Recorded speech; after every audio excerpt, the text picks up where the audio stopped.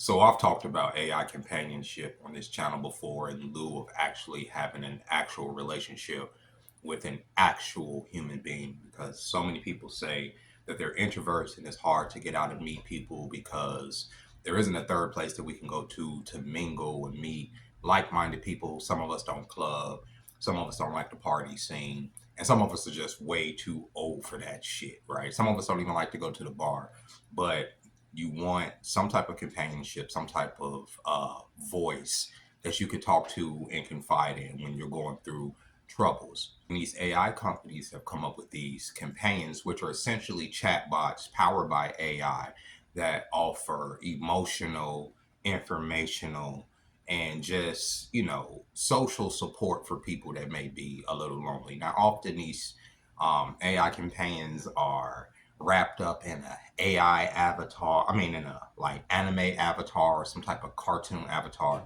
So the whole situation looks creepy. But on the back end, it's essentially a tool that lonely people are using to communicate with something that's actually talking back. Right? It's not like talking to Siri or talking to Alexa. You're actually talking to something that can, remember a part of the conversation y'all had last. That can, you know, like I say, show you some level of support. But at the end of the day, that companion isn't a real person, right?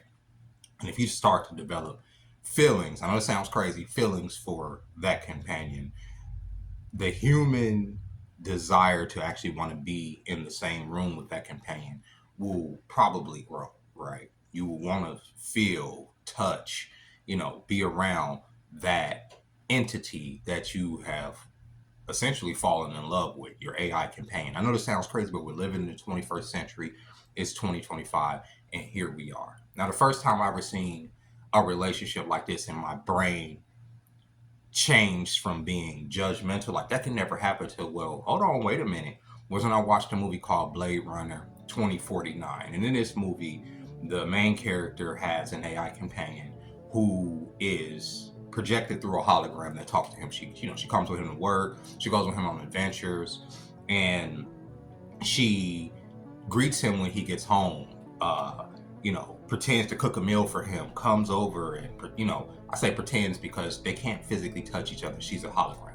But their emotional attachment is very strong to the point to where ultimately she goes on different missions with him. And at one point, she even hires a prostitute to come over so she can superimpose her image over the prostitute so she can physically please, this man who looks at her as his woman, as his companion. I know this sounds strange, right?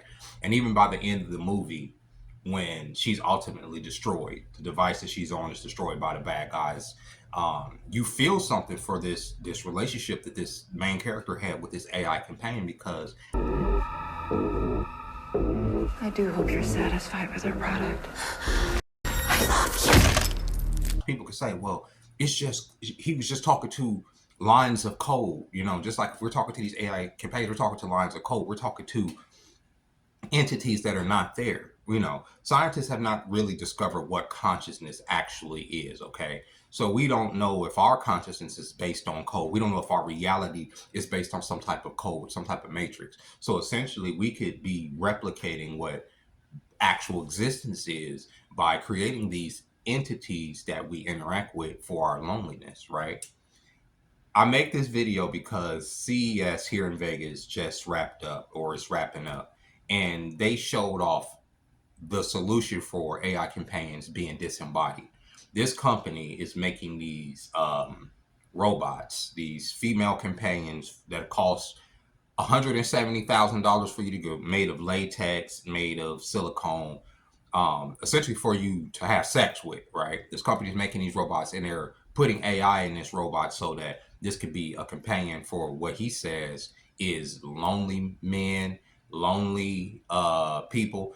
Y'all take a look at this video and y'all tell me what y'all think. This is Aria. So this is our flagship humanoid AI-powered robot. She's highly realistic. She has her own social media, so she might be competing with you one day. What makes her really special is that you can talk to her and ask questions. So maybe we can have her introduce herself and say something. Hello.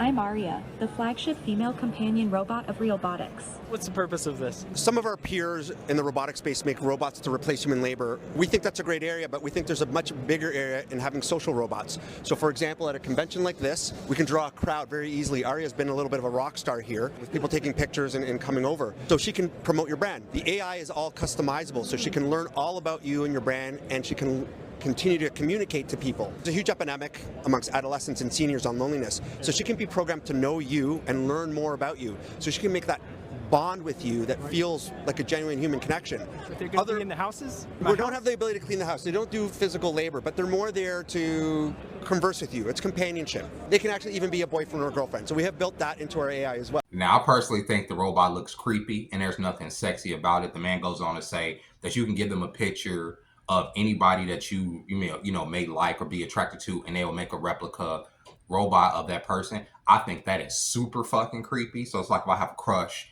on somebody that I don't talk to, I can send them a picture of this woman to this robotics company, and they can make a whole robot that's in my house that I have to take out the box. You know what I'm saying? Or take out the chest and fuck, right? And this person don't even know that they have essentially a clone in my house in the closet waiting for me to go home and molest. That's weird, right? That's weird. And especially if you could superimpose people's personalities onto the robot, like, what are we doing? At some point, there has to be some level of ethics that come into play when designing shit like that, right? And I'm not saying that you can't fuck inanimate objects. People do it all the time. What was her name? Sexy Red just got done saying that her clit is numb because she uses as if we need to know this, that her clit is numb because she's overused her rose. You hear women say that the rose, and if y'all don't know what the rose is, it's a little device that women have sex with that simulates, it has a robotic tongue, okay, that licks their pussy and makes them come. So people are already fucking inanimate objects, okay? It is what it is. But I think the utility of coming home and wanting to get a nut off and having to go and get this probably 80 to 100-pound robot, bend it over into the positions that you need to bend it over in, get the proper lubrication off so you can fuck some latex, is crazy work. That's way too much to get a nut off, right? And I would rather at that point get a real woman, right, that's gonna do half the goddamn work when it comes to sexual relation. I mean, really think about it. If you fucking a robot, you doing all the work, unless that robot got certain gyrocanics and gyroscopes in her shit to make her wiggle the right way. I can't imagine that being pleasurable, right? And I've fucked a pocket pussy, right? And I'm not saying that they're a bad experience. They actually feel surprisingly good. But once again, that's me doing all the work with that pocket pussy. If the robot is designed to fuck me back, to me that's scary, because I put my dick in this, in essentially what would be $170,000 pocket pussy. I put my dick in it, and I'm doing what I'm doing. And let's say her gyrocanics or mechanics start going crazy, and she just starts wiggling on my dick, just snap my shit. Just, you know what I'm saying? She got that robotic grip, right? You know what I'm saying? That bionic grip in her shit. You know what I'm saying? That automatic Kegel, and that shit just says, just crush your shit. There's things to think about before getting invested in this Robo. Because at that point, that's a whole new sexuality, right? If I only prefer to have sex with robots, I would be a Robosexual. No human contact whatsoever. I'm just fucking plastic. That's what it is. I mean, it would be safe sex, but I also heard that if you don't clean these inanimate objects, let's say you don't clean out your robot's pussy, right? Let's say you don't. Let's say you just constantly pumping and dumping her, and that shit is a fucking cesspool of semen. I've heard that you can actually get sexually transmitted diseases if you don't clean your devices. There was this one stud that was going around giving other bitches chlamydia with her strap, because she just going over just banging these bitches, right? And the girl was like, I got chlamydia from you. Like, how the fuck you get chlamydia from me when I just fucked you with your strap? And they went and tested the strap. Sure enough, her strap had chlamydia on it. They was like, you don't clean the thing? She's like, nah, I hadn't cleaned it forever. So this bitch is going around giving out that plastic chlamydia to this bitches. So be careful if you do invest that $170,000 in one of these sex bots. Now the companionship part of it, like I get, like I do understand. I've been, being funny, but this is a real thing. The companionship part of it, people are lonely. People do need outlets and people to talk to. I get it. So we're AI coming around this time. I think that is going to be the next best thing. Take all the sex and take the dolls out of it. I do think that AI companions are going to be the next big boom in technology, like almost like having a phone, because I can even remember way back in the day, just imagining having an AI companion that you could constantly talk to after playing the game Halo. And I mentioned it before, Cortana being your female AI companion that helped you through all of these troubling, spots in the game or, through your life. That would be dope to have a Cortana say, I come in here and say, hey, Cortana, what's that smell? And she's like, you didn't flush the toilet when you left, or so, whatever the case may be. Or I can go to the bus stop and be like, how far is the bus out? And she breaks down that data as I'm riding, you know what I'm saying, without me having to actually pull out a device. That shit is dope. Or I have a question about some frivolous, trivial information, and she's just right there on it. But some people could say that could degrade thinking because you don't have to do the research yourself. You have this constant AI companion that is talking to you. I don't have a problem with that. I don't have a problem with an AI companion telling me, oh, this person's heart rate is elevated. Da da da da da. This person probably feels like this. That would be dope. But at the same time, once again, that's invasive to the public around you. That's it's just technology that gets, like I say, it starts to get creepy because if I'm wearing a device where I can manage, like I can gauge without the natural interaction that we have that you're nervous in my presence. I can manipulate you now because my AI is telling me, oh, she's nervous in your presence. She feels a certain way. Every time you come over, her heart rate goes up. That sounds amazing. It sounds like a superpower, but at the same time, it's invasive because people wear poker faces. Sometimes people don't want you to know that their heart is beating out of their chest when you're around. In fact, most of the time, people don't want you to know that. That's a private thing. But to be able to know that because of an AI companion or read the temperature of their skin or something or whatever the case may be, or the inflection in their voice is all, it sounds awesome. But at the end of the day, you got to remember that it will be used against you too, right?